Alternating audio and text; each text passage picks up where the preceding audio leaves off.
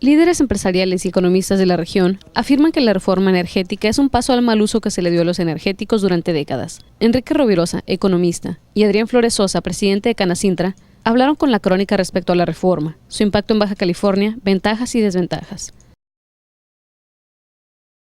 Tanto en el tema de hidrocarburos como electricidad, sabíamos que la manera como estaba estructurado el tema, más que anticuada, era ineficiente.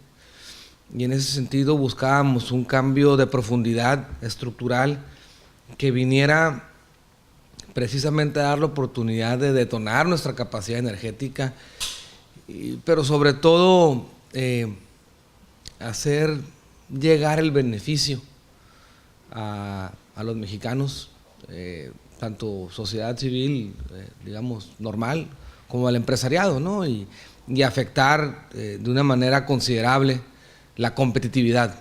Y en ese sentido creemos que la reforma salió bien.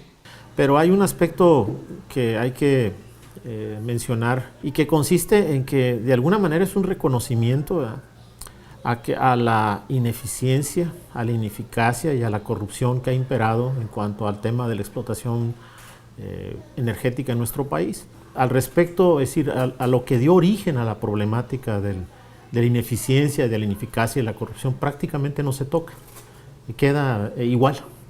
Y eso es muy importante porque afecta todo el contorno o el entorno económico en que nos vamos a desenvolver en los próximos años. El reconocimiento de la ineficiencia, de la incapacidad del Estado para hacer uso eficiente de los recursos escasos del país.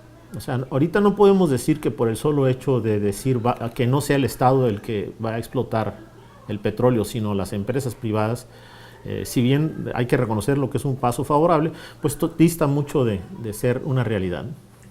Hay que ver qué pasa en los próximos años, porque si al fin de cuentas se sustituye el uso dijéramos, la explotación y aprovechamiento de la energía de manera ineficiente por el Estado, ahora por empresas que van a ser ineficientes o que van a hacerlo de manera oligopólica con todas las desventajas para la sociedad, pues eso no va a ser ningún beneficio para el país, ¿no? Bueno, básicamente se desregula la manera como se establecían las tarifas.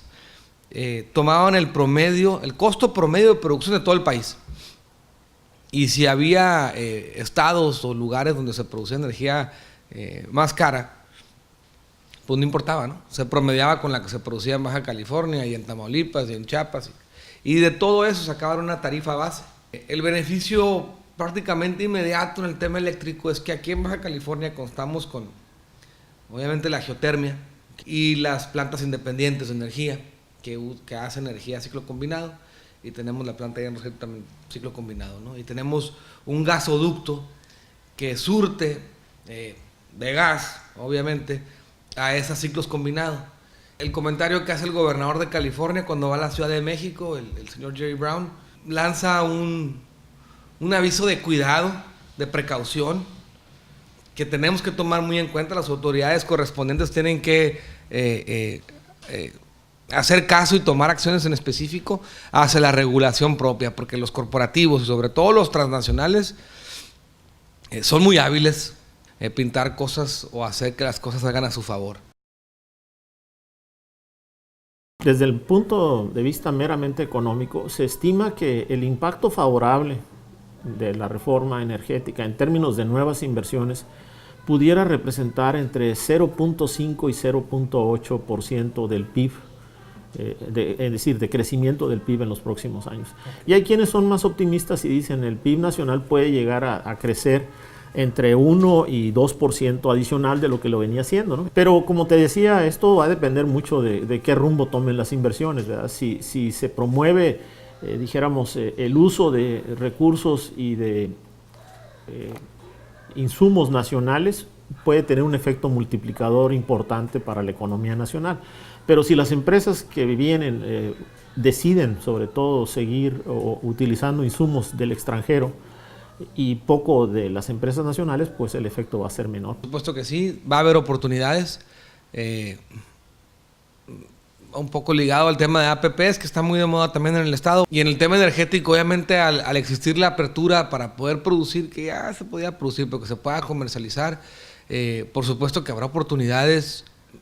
Baja California es tierra fértil para energías renovables. Hay muchos proyectos que están a nivel proyecto de generación de electricidad base solar, ¿no? Fotovoltaica, y seguramente muchos de ellos van a prosperar.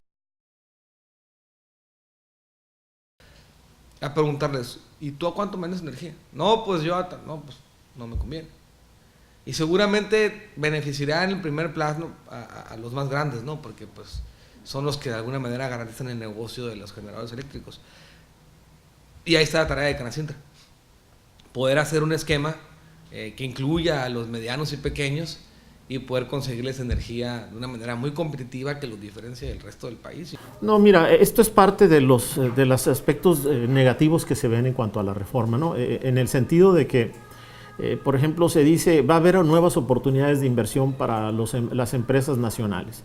Y hay que ser muy claros al respecto. No todas las empresas nacionales tienen capacidad de participar dentro de los beneficios del sector energético, ¿no? Solamente las grandes corporaciones nacionales y obviamente las internacionales podrán participar de manera directa de la explotación del petróleo o en general de todo el sector energético.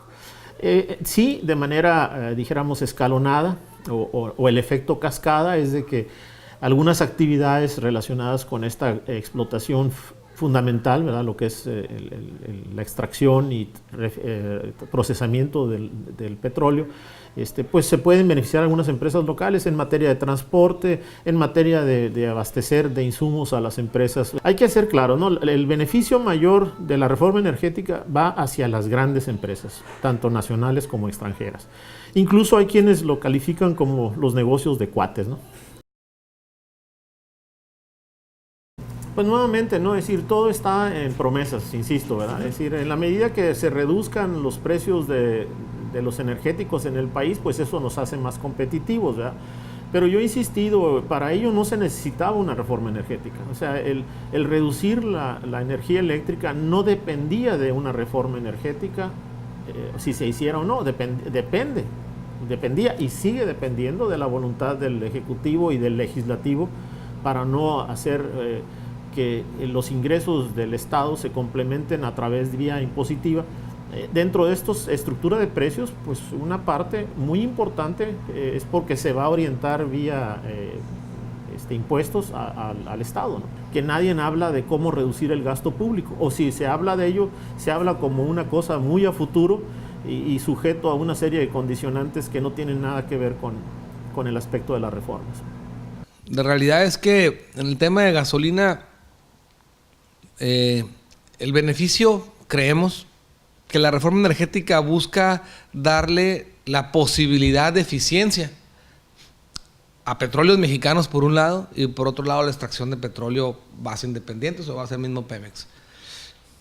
Pero hoy por hoy, si cruzamos el costo de gasolina en Estados Unidos y el de Mexicali son centavos de diferentes, ¿no? Lo que va a buscar el gobierno federal, más que bajarle la gasolina a los habitantes de México, es eliminar el subsidio, base la eficiencia, pero que Pemex tenga la posibilidad de competir en precio.